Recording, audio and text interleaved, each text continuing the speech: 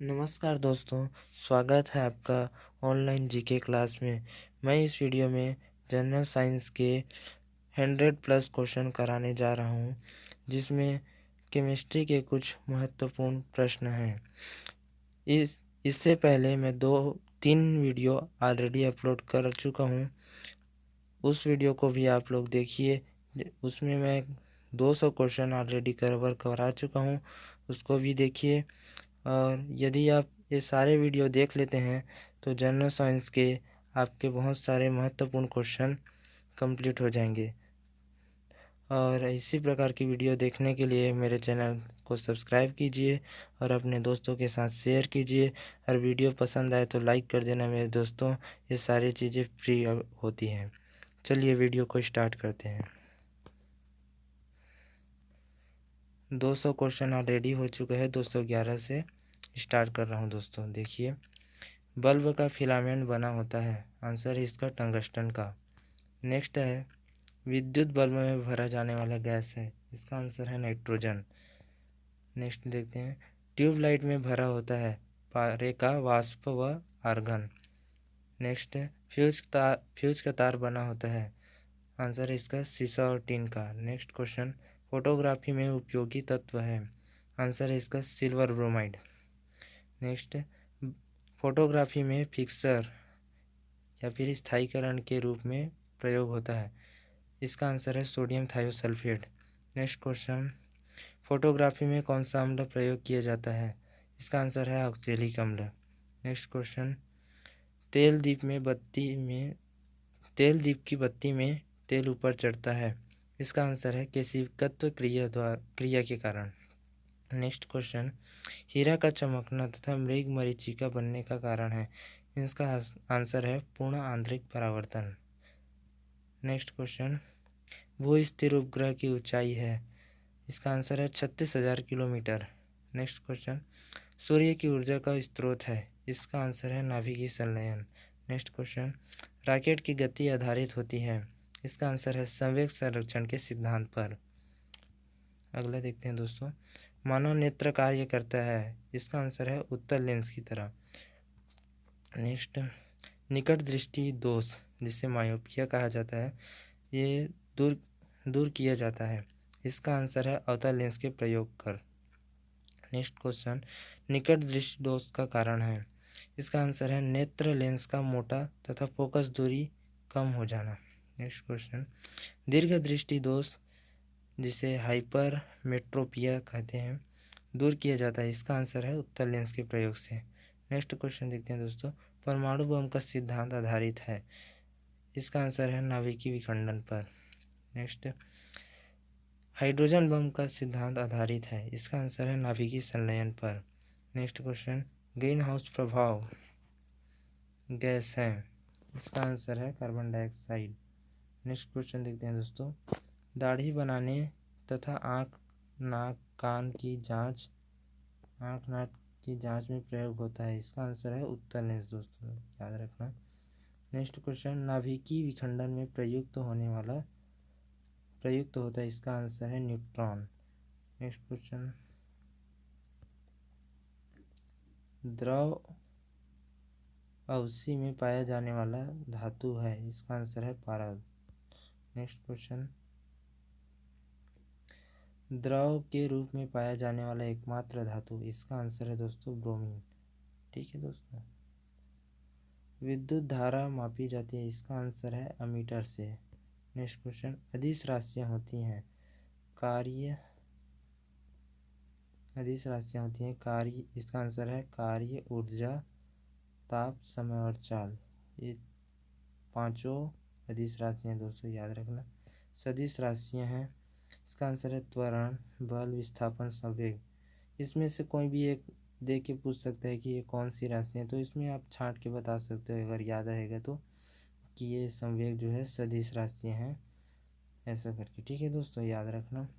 शुष्क बर्फ है। इसका आंसर है ठोस कार्बन डाइऑक्साइड। ठीक है दोस्तों, नेक्स्ट क्वेश्चन, तत्व का सबसे छोटा भाग या कण कहलाता है।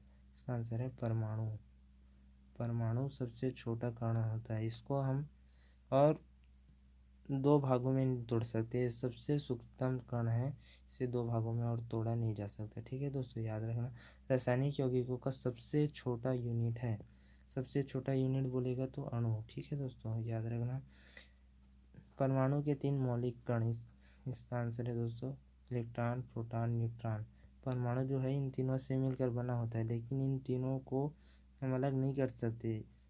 ठीक है दोस्तों, परमाणु है तो उसमें से आप इलेक्ट्रॉन को, सारे इलेक्ट्रॉन को अलग नहीं कर सकते, ये सारे इलेक्ट्रॉन और प्रोटॉन अलग नहीं कर सकते। ठीक है, ये याद रखना। परमाणु एक अविभाज्य कण होता है। इस नेक्स्ट देखते हैं दोस्तों, इलेक्ट्रॉन की खोज की थी, इसका आंसर है जे थॉमसन ने इलेक्ट्रॉन की खोज की थी। प्रोटॉन की खोज की थी, इसका आंसर है गोल्डस्टीन। नेक्स्ट, न्यूट्रॉन की खोज की थी, इसका जेम्स चैडविक। इलेक्ट्रॉन होता है, आंसर है ऋणावेशित कण। इलेक्ट्रॉन ऋणावेश होता है ना इलेक्ट्रॉन पर, ऐसे लिखते हैं इसको, देखिए ऐसे शो किया जाता है ई माइनस से, तो इलेक्ट्रॉन का सिंबल होता है। ठीक है, ऋणावेशित। प्रोटॉन होता है, यह धनावेशित कण होता है दोस्तों। ठीक है, नेक्स्ट देखते हैं, न्यूट्रॉन है, न्यूट्रॉन एक आवेशहीन कण है दोस्तों, याद रखना। पॉजिट्रॉन की खोज की थी, पॉजिट्रॉन की खोज किसने की थी? एंडरसन ने की थी, याद रखना दोस्तों, ये काफ़ी आईएमपी है। उसको इलेक्ट्रॉन, प्रोटॉन, न्यूट्रॉन को नहीं पूछता, अक्सर पॉजिट्रॉन को पूछते, तो इसको याद रखना आप लोग। इलेक्ट्रॉन त्यागने एवं ग्रहण करने की प्रवृत्ति कहलाती है, इसका आंसर है ऑक्सीकरण व अवकरण।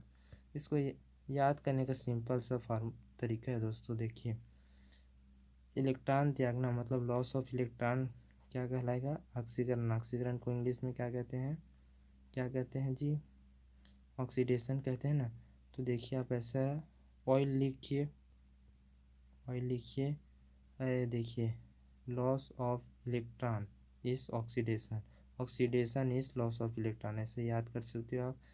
और जैसे अपचयन है, तो अपचयन, अवकरण को अपचयन कहते हैं, और अपचयन को इंग्लिश में रिडक्शन कहते हैं। ठीक है, रिडक्शन।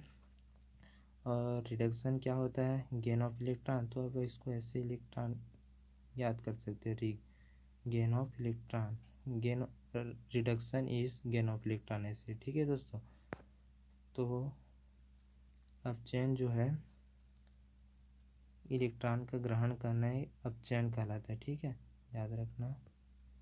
नेक्स्ट देखते हैं, प्रोटॉन का भार इलेक्ट्रॉन के भार का कितना गुण गुण होता है, कितना गुना होता है, ऐसा है दोस्तों ये।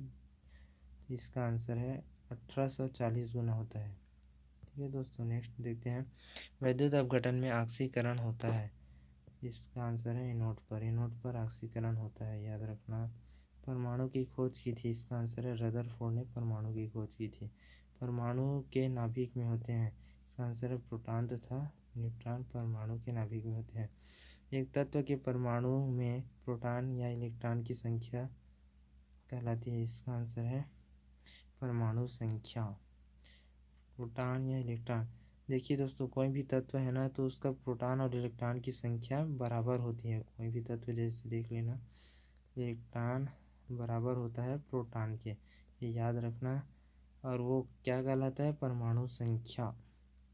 ठीक है दोस्तों, नेक्स्ट देखते हैं, ऐसे परमाणु जिनके परमाणु क्रमांक समान परंतु परंतु द्रव्यमान संख्या भिन्न भिन्न होती है कहलाता है समस्थानिक, समस्थानिक। ठीक है दोस्तों, याद रखना, इसको इंग्लिश में आइसोटोप कहते हैं, आइसोटोप, इसको याद रखना आप लोग। ऐसे परमाणु जिनकी द्रव्यमान संख्या समान परंतु परमाणु संख्या भिन्न भिन्न होती है कहलाता है संभारिक। संभारिक को क्या कहते हैं? आइसोबार, आइसोबार कहा जाता है, इंग्लिश में देख लेना आप लोग।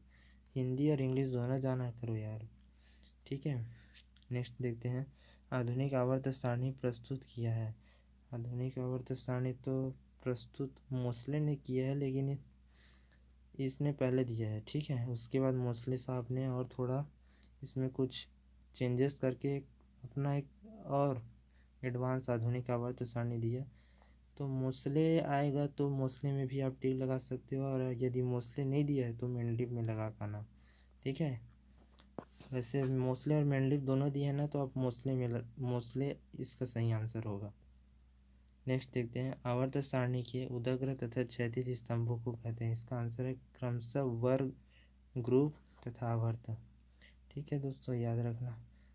उदर्घ मतलब ऊर्ध्वाधर, ऊर्ध्वाधर क्या होता है? वर्ग, ऐसे खड़ी खड़ी। और वर्ग कितने होते हैं? 18 वर्ग हैं आवर्त सारणी में। पीरियोडिक टेबल में 18 ग्रुप हैं और 7 आवर्त, आवर्त मतलब पीरियड है। ठीक है दोस्तों, याद रखना आप लोग। आवर्त सारणी का पहला तत्व है हाइड्रोजन। हाइड्रोजन इसका सिंबल H होता है, याद रखना। तत्वों का सबसे पहले वर्गीकरण किया था, सबसे पहले डोबेराइन ने किया था। क्या? ये डोबेराइन ने त्रिक नियम दिया था, डोबेराइन ट्रायड्स लॉ। डोबेराइन का त्रिक नियम कहते हैं उसी को, याद रखना, नाम से याद रखना है। सबसे पहले उन्होंने दिया था। आधुनिक आवर्त सारणी में वर्गों तथा आवर्तों की कुल संख्या है, मैं बता दिया हूँ दोस्तों पहले से। 18 वर्ग हैं और 7 आवर्त है। नेक्स्ट देखते हैं, नॉन स्टिक बर्तन बने होते हैं। इसका आंसर है टेफ्लॉन के बने होते हैं। ठीक है। अयस्क में उपस्थित अशुद्धि कहलाता है। इसका आंसर है गैंग, गैंग कहलाता है अयस्क में उपस्थित। खनिजों एवं अयस्कों से धातु प्राप्त करने की विधि को कहते हैं। खनिजों तथा धातु से अयस्क प्राप्ति करने की विधि धातु कर्म कहलाती है, याद रखना दोस्तों। बर्तनों में कलई के लिए उपयोग होता है। इसका आंसर है अमोनियम क्लोराइड। अमोनियम क्लोराइड इसका एक, इसको नौसादर भी कहते हैं। सूत्र देख लीजिए आप लोग इसका, ये होता है ammonium chloride, NH4Cl। Ammonium chloride ये होता है। ठीक है दोस्तों, नौसादर भी कहा जाता है। पटाखों में हरा रंग होता है। इसका आंसर है बेरियम के कारण, बेरियम के कारण। इसका सूत्र है Ba। आतिशबाजी के दौरान लाल चटक रंग होता है। इसका आंसर है दोस्तों स्ट्रांसियम की उपस्थिति के कारण। स्ट्रांसियम के कारण ही लाल रंग आपको दिखता है पटाखे जब फोड़ते हो दिवाली में तब। ठीक है। भविष्य का ईंधन कहा जाता है। इसका आंसर है हाइड्रोजन को। भविष्य में हाइड्रोजन से ही ईंधन बनेगा। नेक्स्ट देखते हैं दोस्तों, मार्स गैस कहलाता है। मार्स गैस मीथेन कहलाता है। इसका रासायनिक सूत्र CH4 है। ठीक है दोस्तों, नेक्स्ट देखते हैं, नोबेल गैस कहलाता है। नोबेल गैस हीलियम कहलाता है। इसका सिंबल ये है दोस्तों, ये भी देख लो। सर्वाधिक हल्की तत्व है, हल्की तत्व हाइड्रोजन है। हाइड्रोजन ये ऐसे शो करते हैं इसको। सबसे हल्की धातु है, सबसे हल्की धातु लिथियम है। लिथियम को ऐसे लिखा जाता है, आवर्त सारणी में देख लेना आप लोग। सबसे भारी धातु है, सबसे भारी धातु ऑस्मियम है। ऑस्मियम का ये होता है सूत्र। सबसे कठोर धातु है, सबसे कठोर धातु की बात करें तो प्लेटिनम सबसे कठोर धातु है। ठीक है दोस्तों। सबसे कठोर पदार्थ की बात करें तो हीरा है। हीरा क्या है? धातु है, कार्बन का अपर रूप है। ठीक है, सबसे कठोर है ये हीरा। ठीक है दोस्तों, नेक्स्ट देते हैं, सर्वाधिक प्रत्यास्थ धातु होता है। इसका आंसर है स्टील। स्टील की प्रत्यास्थता सर्वाधिक होती है। गुब्बारों तथा वायुयान के टायरों में भरी जाती है। क्या भरी जाती है? हीलियम गैस को भरी जाती है। ठीक है, याद रखना। एक चीज़ बता देता हूँ, हीलियम गैस भरने से ना जो गुब्बारे हैं वो ऊपर की ओर उठने लगते हैं। क्यों उठने लगते हैं? क्योंकि ये हल्की गैस होती है हीलियम सबसे, तो ये ऊपर की ओर उठता है आसमान की ओर, ये हीलियम गैस भरने के कारण। ठीक है दोस्तों, नेक्स्ट देखते हैं, अश्रु गैस है। इसका आंसर है क्लोरोएसिटोफिनोन। अश्रु गैस है। ठीक है दोस्तों, क्लोरोएसिटोफिनोन। हंसाने वाली गैस है, हंसाने वाली गैस N2O है दोस्तों, याद रखना आप लोग। हंसाने वाली गैस जल की अस्थायी कठोरता का कारण है। अस्थायी कठोरता, उसमें उपस्थित कैल्शियम व मैग्नीशियम के कार्बोनेट का घुले रहना। यह अगर जल में CaCO3 कैल्शियम कार्बोनेट और मैग्नीशियम कार्बोनेट है तो उसमें वो कठोरता होगी जल की।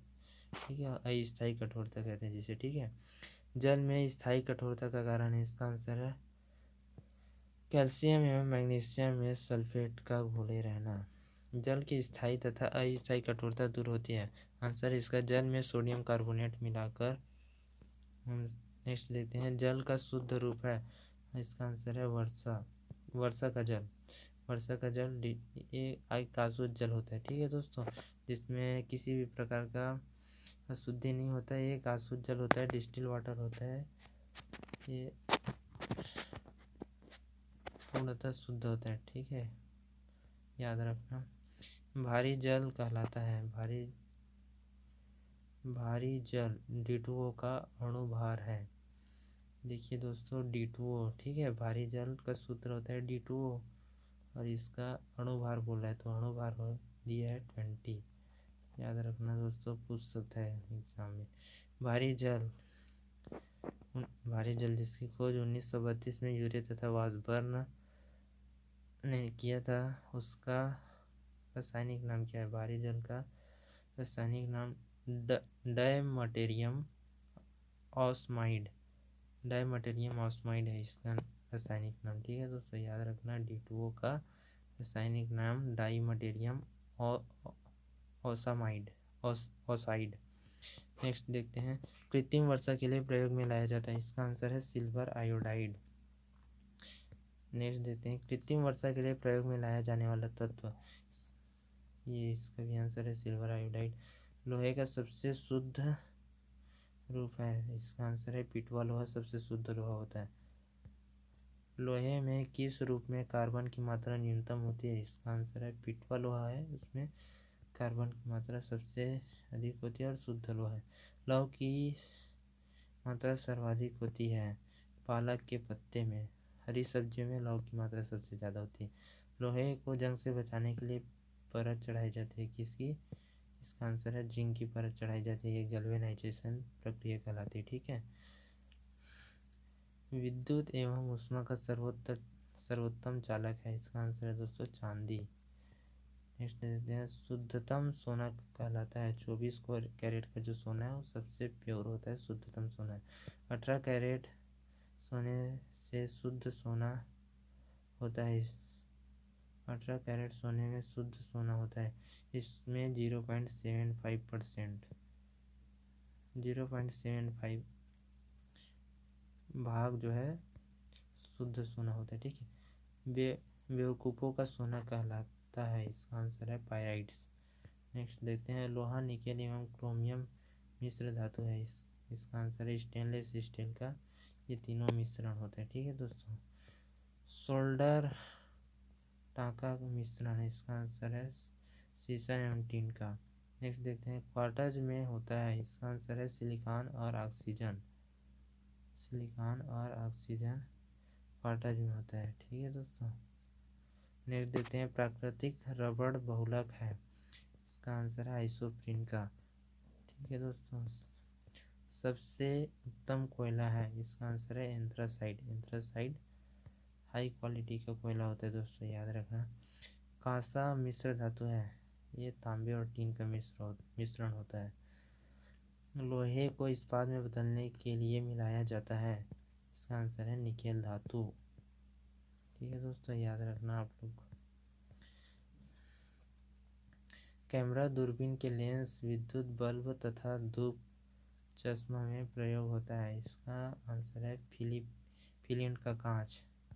नेक्स्ट देखते हैं, पारा का प्रमुख अयस्क है। इसका आंसर है सिनेबार। नेक्स्ट देते हैं, कैल्शियम पोटेशियम तथा कैडमियम का अयस्क है। इसका आंसर है क्रमशः डोलेमाइट, नाइटर, ग्रीनेकाइट नाइटर, डोलेमाइट। ये जो है कैल्शियम पोटेशियम कैडमियम के अयस्क हैं। बर्फ का द्रवणांक एवं हिमांक होता है। बर्फ का द्रवणांक एवं हिमांक दो मतलब वो किस टेम्परेचर पे जम जाता है। फ्रीजिंग पॉइंट पूछ रहा है तो 0 डिग्री सेल्सियस पे बर्फ जो है बर्फ में जम जाता है। ठीक है, एलपीजी में गंध के लिए मिलाया जाता है। इसका आंसर है सल्फर के यौगिक मिथाइल मरकॉप्टेन।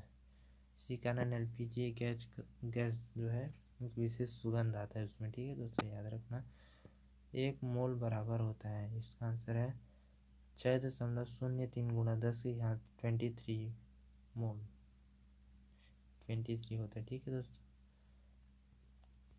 6.032 गुणा 10⁻23 1 मोल इतने के बराबर होता है दोस्तों, याद रख लेना। एक एवोगैड्रो संख्या बराबर है, सेम वही चीज़ है, 6.023 गुणा 10⁻23 ठीक है। नेक्स्ट देखते हैं, हीरा का आपेक्षिक घनत्व तथा अपवर्तनांक कहलाता है। इसका आंसर है 2.2 और 2.147। आपेक्षिक घनत्व 2.2 और अपवर्तनांक 2.147। ठीक है। नेक्स्ट देखते हैं, रिएक्टर में नियंत्रक क्षण के रूप में प्रयोग होता है। इसका आंसर है कैडमियम या बोरान की क्षण का। अर्धचालक का उदाहरण है, देखिए दोस्तों, कार्बन, सिलिकॉन, जर्मेनियम। ये 16वें वर्ग का तत्व है दोस्तों, शायद ये 15 या 16 का है, ये वर्ग का तत्व आवर्त सारणी में। ठीक है, याद रखना। अर्धचालक पर ताप का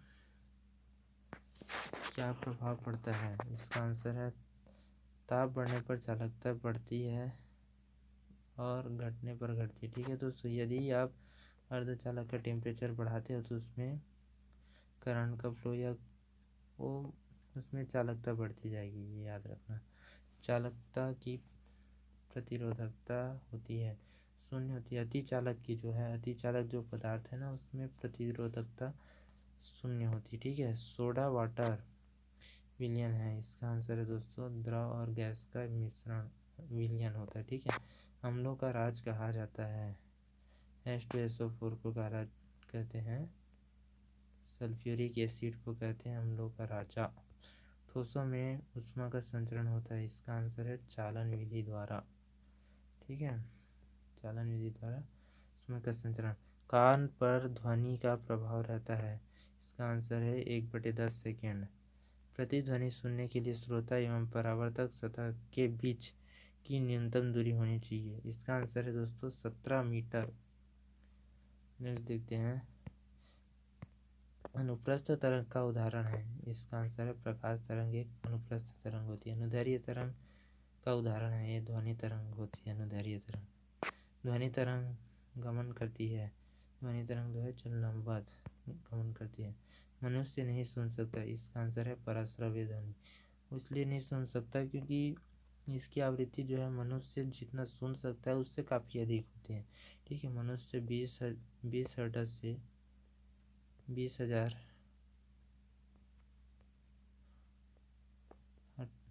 हर्ट्ज सुनता है। ठीक है, और पराश्रव्य ध्वनि की आवृत्ति जो है 20,000 हर्ट्ज से भी और अधिक होती है, जिसे मनुष्य के कान से नहीं सुना जा सकता। इसको जो चमगादड़ होते हैं और कुत्ते होते हैं ये सुनते हैं। ठीक है, पराश्रव्य ध्वनि की उनके कानों में सुनने की क्षमता होती है। ठीक है, नेक्स्ट देखते हैं, सेकेंडरी लोलक का आवर्तकाल है। इसका आंसर है 2 सेकेंड। मानव नेत्र की स्पष्ट दर्शन की न्यूनतम दूरी होती है। इसका आंसर है 25 सेंटीमीटर। ठीक है, नेक्स्ट देखते हैं, सामान्य आँख के लिए दूर बिंदु होता है। इसका आंसर है अनंत पर। कैप्सूल का आवरण बना होता है। इसका आंसर है दोस्तों स्टार्च का।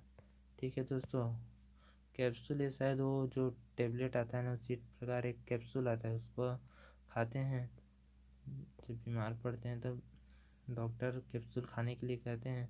तो वो जो है उसका आवरण स्टार्च का बना रहता है। स्टार्च का बना रहने के कारण वो शरीर में जाकर बहुत जल्दी घुल जाता है और हमारे शरीर में ऑब्जर्व हो जाता है। ठीक है दोस्तों, और रोग किसी प्रकार का है तो ठीक हो जाता है। ठीक है, कैप्सूल से वो स्टार्च का बना रहता है। आवरण देख लेना, अंडे का आवरण बना होता है। इसका आंसर है कैल्शियम कार्बोनेट का।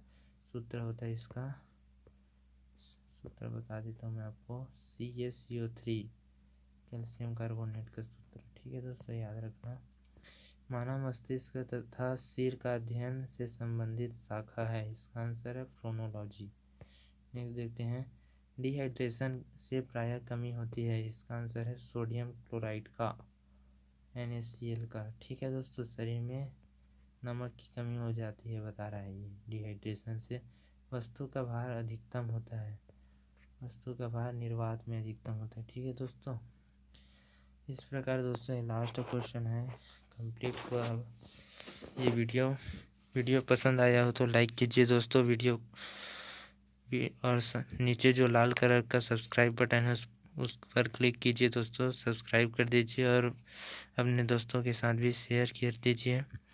धन्यवाद दोस्तों, मिलते हैं नेक्स्ट वीडियो में।